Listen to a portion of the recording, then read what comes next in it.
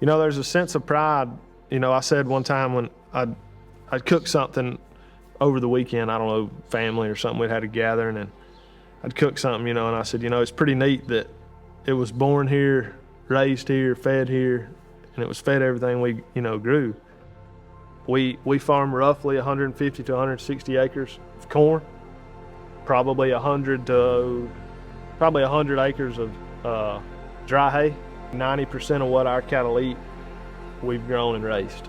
I mean, you know, our family, we've planted it, harvested it, whatever. That's something that's just special. I mean, it's just neat. It feels great that we're producing something here for the people. I would never imagine that. I mean, years ago we dairied, milk went to truck picked it up, milk went to the processing plant, and we never thought any more about it. But now it's they come right here to the farm to get it. It's amazing to see the people that come and tell us how good our beef is. They really appreciate what we're doing for them, and they keep coming back.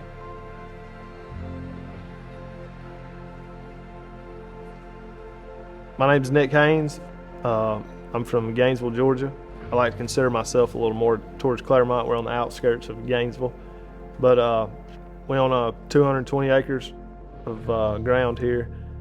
We farm beef cattle, poultry, and milk 6 or 7 cows for raw milk. We sell raw milk and beef for farm pickup by the piece or wholes and halves, whichever you prefer. I'm Mike Haynes. We're located on Clarks Bridge Road. Our farm, Muddy H Farms. I really, like I say, the farm started in '49, but I guess you would say that with me and my son together, we've probably been partnered 6-8 years working together. We dairied till I was 15. I think 04. I think we sold the milking herd in January, somewhere around in there of I think that was 2004. And I mean, it was a raw day, emotional and weather. You know, my grandfather, he was in World War II, and he lived in the house that I live in now. He grew up there, and he actually put some money down while he was in the war for this land that we're sitting on right now. I can remember when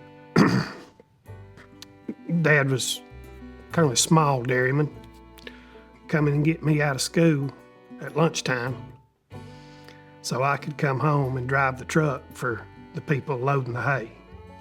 And I sat up in the seat on my legs, on my knees, and when they'd holler, "Whoa," I'd have to jump down and mash the clutch in, you know, to stop the truck for them to load some hay, and then I'd take off again.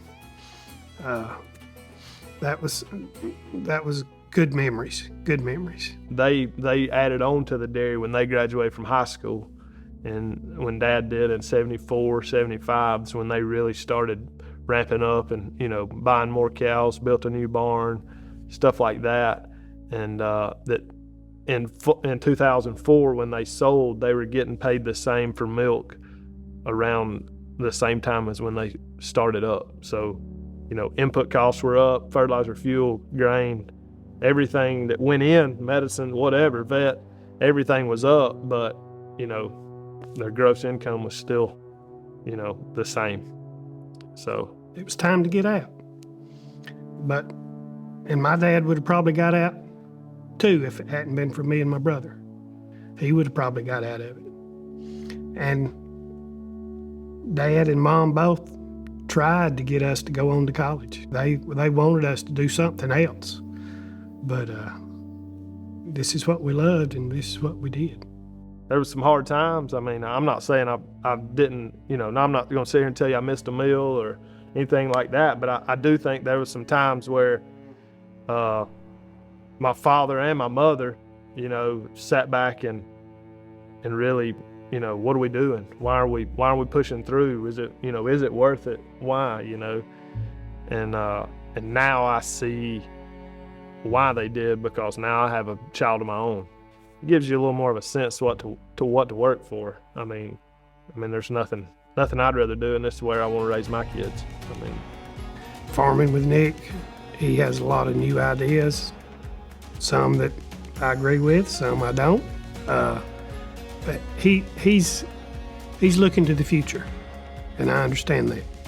It's just been a blessing to have him want to stay here and work here on the farm. I take it for granted every day. I mean, I'm not going to, a lot of people say, man, I wish I could work with my dad. And of course, you roll your eyes, you're like, yeah, right, whatever. But, I just have to look back at, the love that he has for this place, that he's just trying to keep it for me. Like he's trying to help me get to where I can keep on going, and it's a special bond. He kind of, I talked about raw milk for a good bit myself, and then he finally come along and said, since we had changed from dairy into beef, instead of taking our cattle to the market to sell them, let's have them processed and sell it on the farm. That was kind of his idea to get that started, and it's went real well for us.